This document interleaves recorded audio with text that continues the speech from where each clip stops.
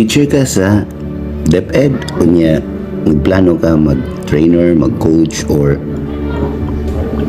na kay ganan apila na competition, make sure nga na kay another source of income. Bisan pag kamong duha teacher kinahanglan gyapon mong source of income. Kay pareha na ko karon na ako'y athlete nya gipalitan to siya sa akong kauban na ako teacher o sapatos para magamit niya sa competition, pero training pa, going pa ang training. After 1 week of use naguba na niya, abi na mo makabot to para sa competition. So ako lang siyang giingnan na kung makakwarta ko palitan ng tiga ukay-ukay nga badminton shoes. Another thing na maging na yung mga required uniform, so nangayon na po siya na ako para bayad. Dili si wa siya laing kaduulan, ako may nagkuha niya god, ako ni train niya pagsugod, bisag dili ako'y coach niya karon para sa regional na meet or regional na competition.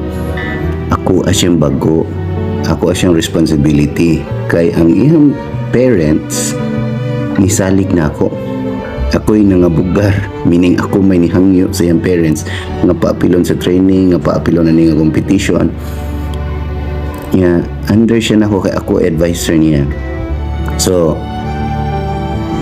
wala sad siya lain kapainan lagi.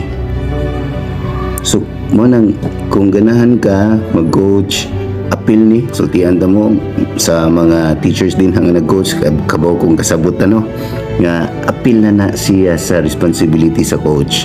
So mga wala nag-coach, sure ko di mo kasabot na ni ang akong pasayon nun ngano nga mo ning gibuhat kay walay laing kadaganan ng bata. So katong mga ganahan magingani, I'm sure na ay mga daghang willing mo serve, mo tabang, mo train, mo coach sa mga bata, o ganahan ko nga ingana inyohang feeling andam lang daan inyong kaugalingon financially kay tanan na tong ganahang buhaton dili sayon, libot pasabot ganahan ta ana mo sayon na ang ilanan na ganahan ta kay bisag lisod atong padayonon og bisan og murag sacrifices na usahay ang atong sigurohon na ang kaning mga bata na niya atong pamilya usay ma-set aside, pero kay apil na siya sa pagka-coach no. Sama ako na pagsulti dili na ako ma-blame ang DepEd ana kay ang DepEd mismo naggasto para sa training. Sila nag-supply sa pagkaon o niya pila ni kabuk ang mo ang karon sa among division mga 700 to 900 siguro, including na nasa coaches and trainers niya. Napanay ka ng overall na uniform na ano sila gasto.